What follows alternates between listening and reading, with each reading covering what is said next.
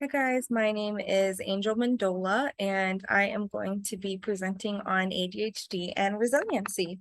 I was inspired to do this topic as I am a intensive care coordination at a community service board, and I discovered rather quickly that a lot of the clients I have who predominantly have ADHD diagnoses found our session topic around strengths to be almost abstract, and so did their parents. It was really a challenge for them to distinguish those. And so it got me wondering, what is the knowledge base for individuals with ADHD on strengths? So just a little background or prevalence here.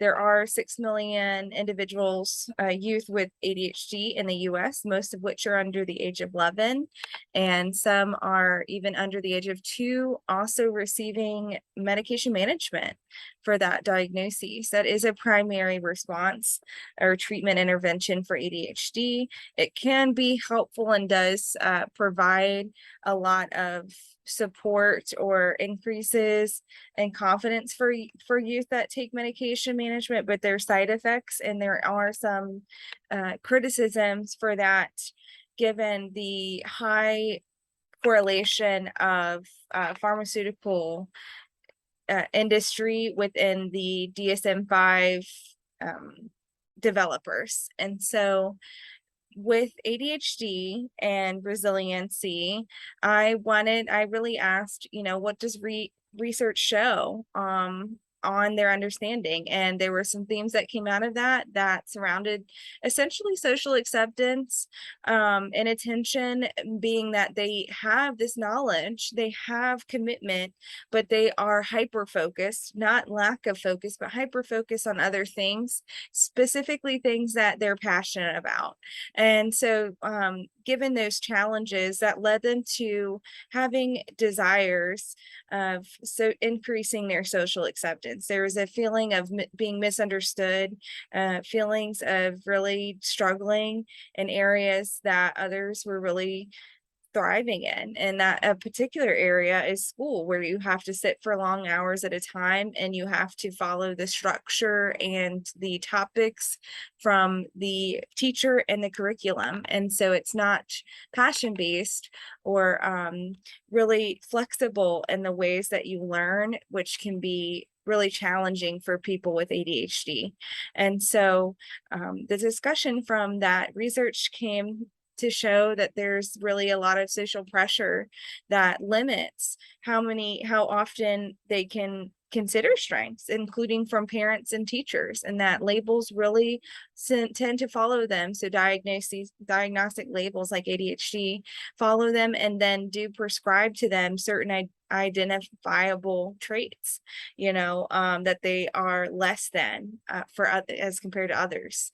And I wanted to better understand what their concept of resiliency was, and it was really about adapting to their situation. So taking that medication management and improving within the structures that are already there versus any challenges to the structures, and being able to relate better to others through that living of their authentic lives. So for practice, I really focus on empowerment-based narrative therapy. Empowerment-based seemed most aligned with that strength-based concept that we're looking at here, where there's, non-pathologizing and seeing individuals as experts in their own lives and allowing them through our, psychodynamic or just educational advocacy to rewrite their scripts in a way that they understand that ADHD, as we see here under the background, is also something that was valued in the past. It was helpful for surviving as hunter-gatherers, and it also changes over time and space. And so it's not a linear thing. in terms of the laws and regulations that are out there, of policy, the most impactful ones are the Every Student Succeeds Act, which within the schools creates those standardized testings and teacher evaluations that really lead to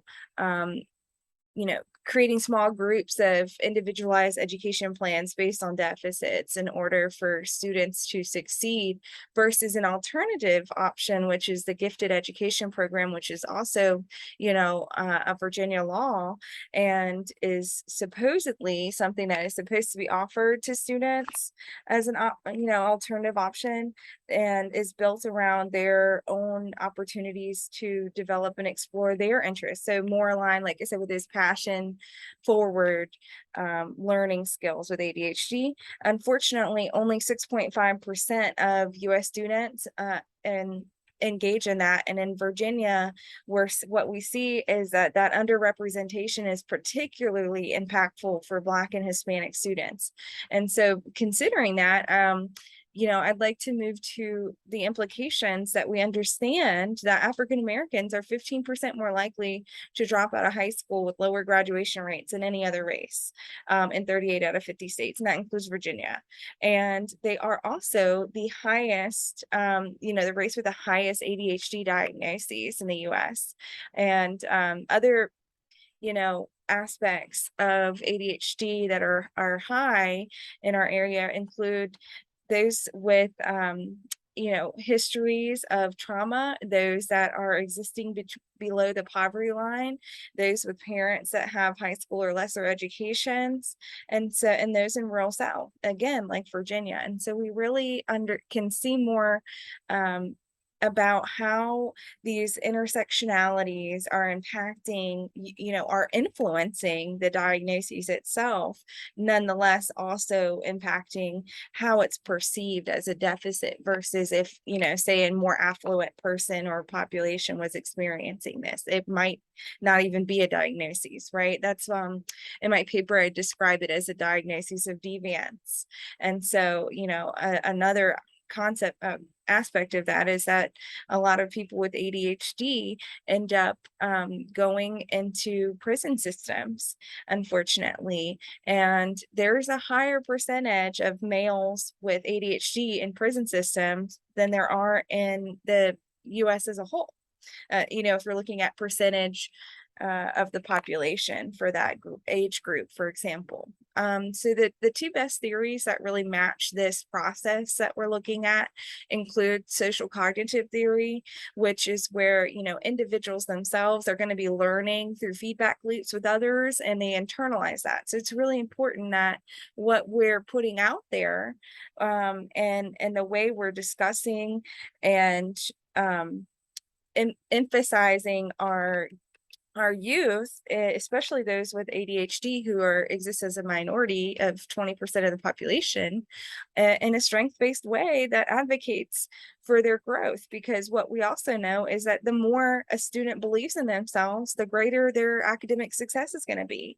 They really take in those inputs and they apply them to the reality. And once it becomes a reality, not only do they start to perceive themselves as less than and deficits, but others really are it's interconnected, as we know through ecological systems theory. So those teachers, once they see that and they're sharing with parents, and it becomes this multifaceted and long enduring deficit or internalized deficit for youth. And so this is very important for social workers, because we don't, we have this this need to really promote the dignity and worth of people. And this is a vulnerable population that needs that.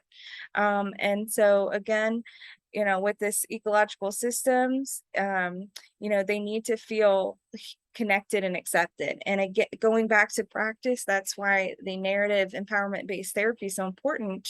And that's also the reason I described it in a group option, is because that is a great way to really connect people that can get that relation to one another and build each other up, and you feel like, oh, I'm not alone. Oh, you mean that you struggle with this as well? You mean that you struggle with this in this setting, but you do great in this way? And we have social workers there to really hone in on those strengths. And that's why I put this picture in here about superpowers, because these kids are gifted, and that's why in the policy I think that, focusing on those powers, those superpowers they have, and really individualizing our education, and doing and empowering youth to advocate for themselves, moving towards that goal of self-efficacy, as you might see in the social cognitive theory, is going to change their lives. I do believe that, and I think that it reverberates once you start with a group and they get influenced. They themselves with self-efficacy can work towards their own independence. And so that is essentially, in a nutshell, my views and my learning through this process of systematic lit review and integrated learning. And I hope that you find it impactful and find some takeaways within it. Thank you so much.